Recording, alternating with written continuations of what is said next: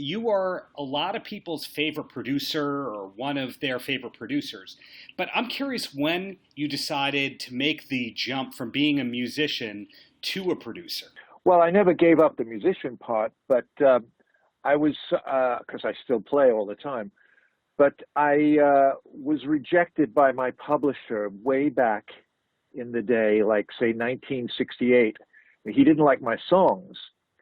So he said, I love your demos, though. Your home demos sound terrific, and I think you'd have a better future as a record producer. And he offered me a job as the company record producer. So that's how it all began. And I thought that's a good move. I could really learn a lot more about producing records. And I never stopped writing songs. It didn't discourage me that much, but it certainly changed my life to a better degree, I think.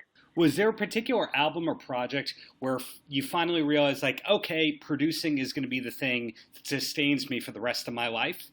That's interesting. I think when I met Marc, Bolan, and David Bowie in the same month, I thought I finally found, two people who I think were good competition for the Beatles. Because I went to London trying, like a few other people did, thinking that there was the next Beatles was standing on every street corner in London, and you could find them easily. But that wasn't the case. So I changed my focus on solo artists, and I came up with those two. And then I said, I'm really going to devote my time for these two people. They're great. They're going to be big stars someday, and I was right. And of course, David is one of the people that you're most synonymous with. And it's amazing that you were able to pull off those last few records without people really knowing that a record was being made. Were you ever working on a project before that was done with such secrecy? No, it was always the first time I had to sign an NDA, a non-disclosure agreement, was with the album The Next Day. And I think the reason then was because he wanted it to be a complete surprise since he hadn't recorded in 10 years. And it was just kind of, I don't know, the way he wanted things to be. And ultimately, those last few albums were very acclaimed, and they're albums that people still talk about. Were those among your favorite experiences, or was the NDA and that kind of thing did that make it a very hard experience and less enjoyable? It was very hard to keep the secret, but I managed to do that. Every now and then I'd be seen every day coming back from walking out of the studio where we were recording, and people were saying, "Are you making a David Bowie album?" And I said, No. I'm just working with a British group," which wasn't far from the truth. And but then I think some of David's band musicians started going outside for a smoke. So, and then David was seen walking to work every single day. He didn't take a limo because the studio was right around the corner from where he lived. So by the end, I was completely surprised that it hardly leaked. I mean, a few more people knew about it, but no one went to the press or made any big announcement on the social media. Well, a lot of people would see David over the years walking around Lower Manhattan. There was a rumor that he used to walk around with a newspaper in Greek so that people would see it and go, "Oh, no, that's not David Bowie. That's a Greek guy." Is that rumor true? Oh, that's a new one on me. I never heard that one before. Got it. Well, another album from your discography that really intrigues me is that Semiprecious Weapons album that you did. And two of the members of that band are now doing really well. Aaron as a singer-songwriter and Justin as a huge co-writer for other artists. When you were working on that album, did you know, like, hey, these are guys that are going to be huge in the future? I thought they were terrific. And obviously it wasn't in that form.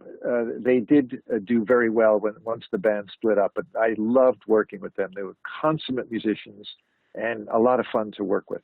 And are there other albums from your discography where it didn't happen at that time for that artist, but then, fast forwarding 10, 20 years, it's kind of like, oh, wow, they did turn out pretty well? That's a good question. There probably is, but I can't really remember that. There were a few great albums that got away that those people never rose to the top, which I'm really sad about. But no, I can't remember one offhand. And then in terms of you at the moment, are there current projects that you can talk about? Like, for example, are you working on some Bowie archival things? Because that was a rumor.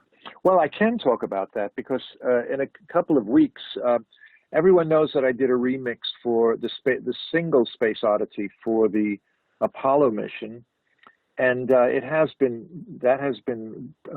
press release, and I'm working on the first album. Well, it's done now. It's going to come out very, very soon. But it's the Space Oddity album that I've also been remixing, and I'm sure I can talk about that. I think that's kind of become general knowledge. Maybe I'm wrong, but I didn't have to sign an NDA for that one anyway.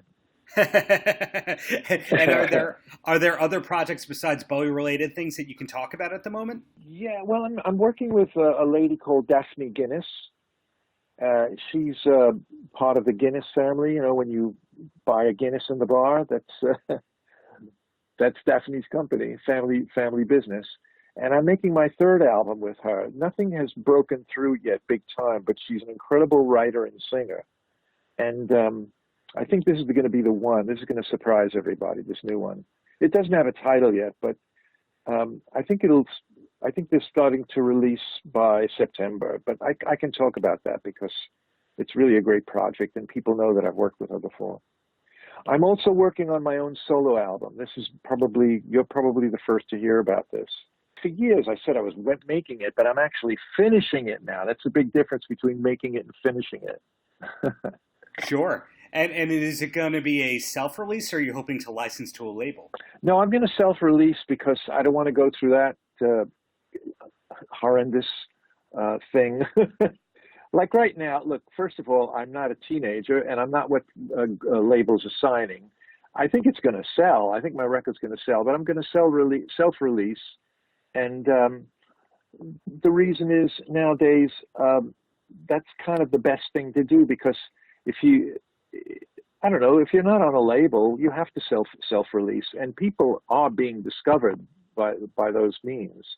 It's just that labels don't do anything for young people anymore. There's talk about labels starting to give seed money again and signing maybe 50 acts a year. But I've been saying that for years. That's what's been wrong with the business, that they don't do that. And maybe one or two CEOs overheard me say that. Well, I've been quite vociferous about that. Well, definitely I'm looking forward to hearing that album. And way aside from all that, are you aware of the Howard Stern leaked conference video that somebody put out last week? No. Well, what is that about? Somebody had secretly taped, I guess, an internal presentation from 2012 or 2013 where he was talking about the new direction of the show and how they should be getting better guests. And your name came up in there as somebody who they should be relying on to try and get to David to get him on the show. And they were saying, well, Tony's been a big supporter of the Stern Show over the years. Is that true, or is that just, people talking?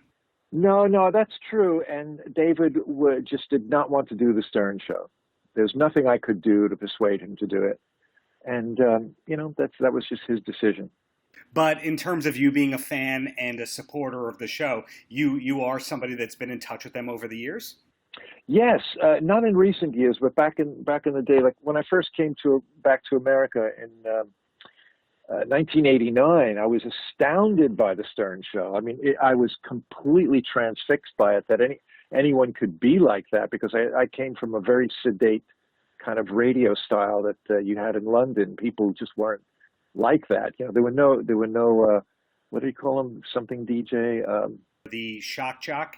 Shock jock, yeah. There were no shock jocks in England then, so he was the first shock jock I heard, and probably the best that there ever was. So I listened. I was quite a fan for a few years, and I've been on the show about 3 times, and I've done a few call-ins over the years. But since he's gone over to Sirius Radio, I haven't really been listening much. I do have Sirius, but I'm not. I don't know. I've changed my morning habits. I listen to classical music now.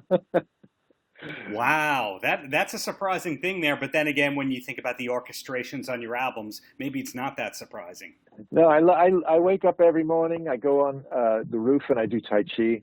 I go on the roof of my building and I do Tai Chi, and I listen to classical music, sometimes jazz music on WBGO, classical music on WQXR, and that sets up my morning brilliantly. I mean, I've really changed a little bit on what my morning habits are. And that sets me up for the day, and I'm able to work and be very productive.